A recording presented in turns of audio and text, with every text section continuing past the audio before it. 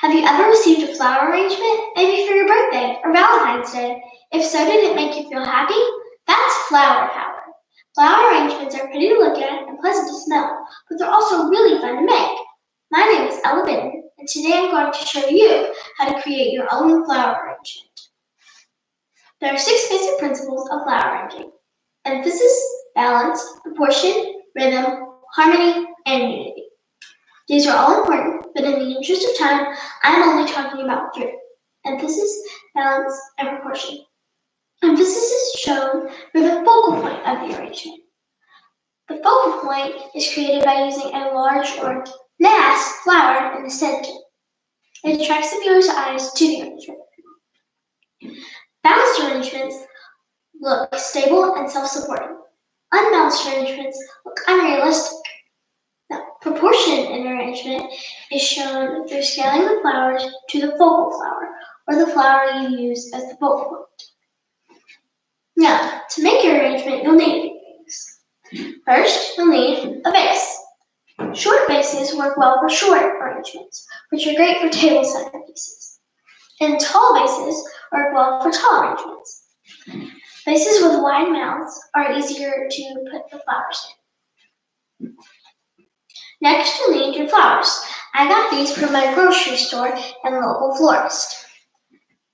Florists use terms such as form flowers, mass flowers, filler flowers, and greens to refer to the different sizes and shapes of the flowers. Next, you'll need your water.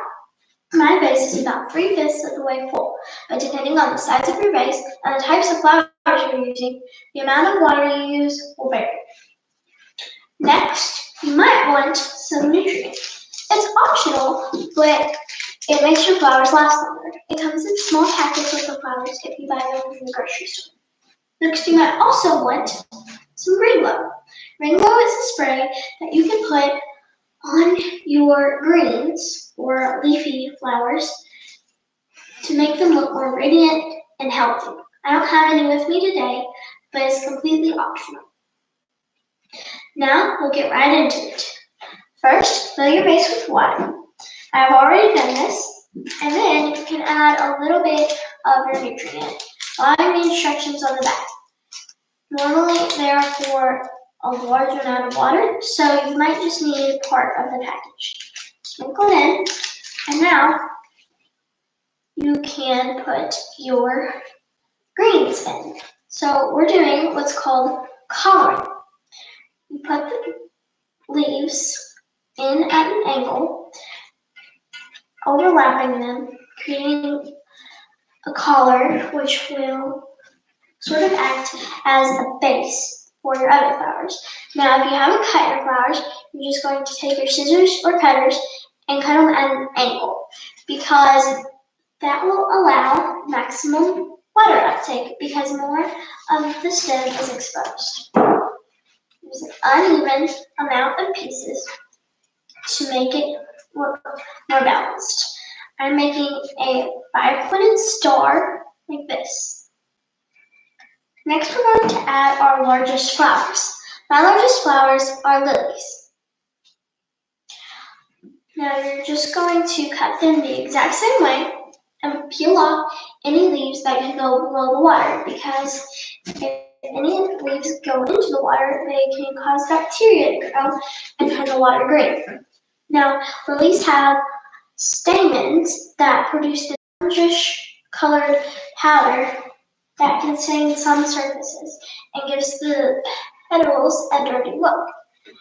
To fix this, just grab a pipe cleaner, bend it, and dust it away. Now, we're going to move on to our second largest flowers.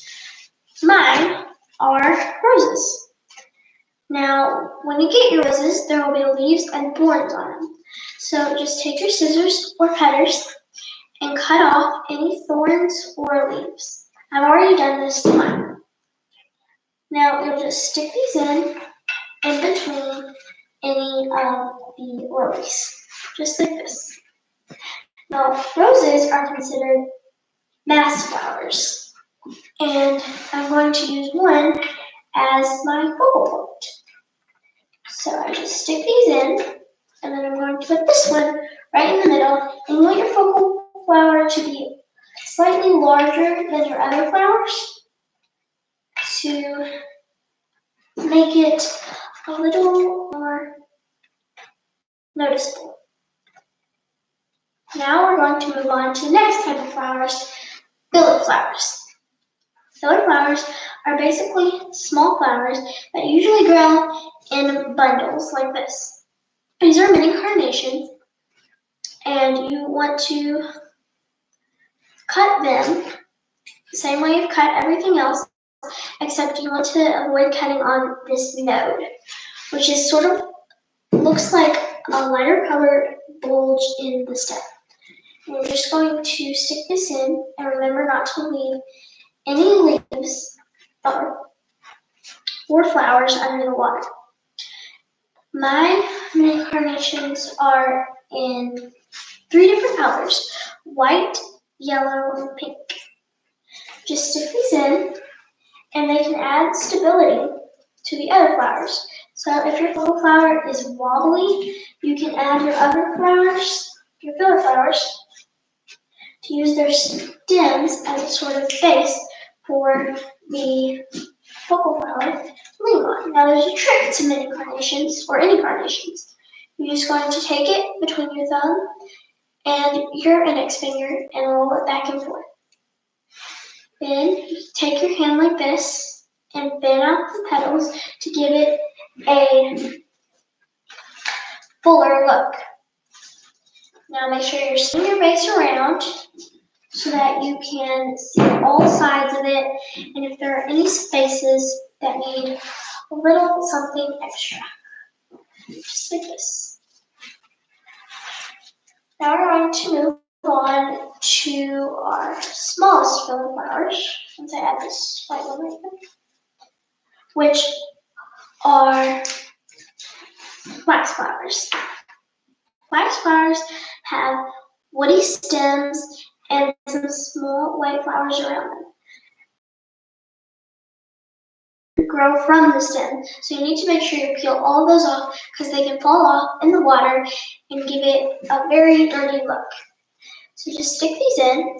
I only have 3 pieces, so I'm going to put them in a sort of triangular way.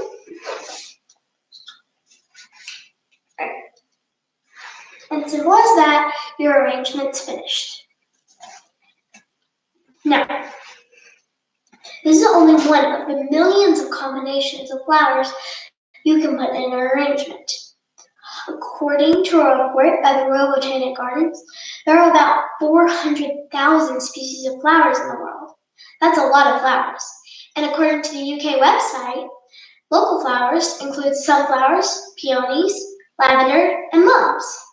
Sadly, because of COVID-19, florists, especially small business owners, are having trouble acquiring supplies from other countries. For example, many of their tulips come from the Netherlands, and many of their roses come from Ecuador and Colombia. Yet they still manage to create beautiful arrangements. And you can too. Remember, all you need is a vase, flowers, water, scissors, and maybe some nutrient and green glow, and you can create your own flower power. My information today came from the BBC, Floral Design and Arrangement by Gary McDaniel, and the UK website. Thank you for your time.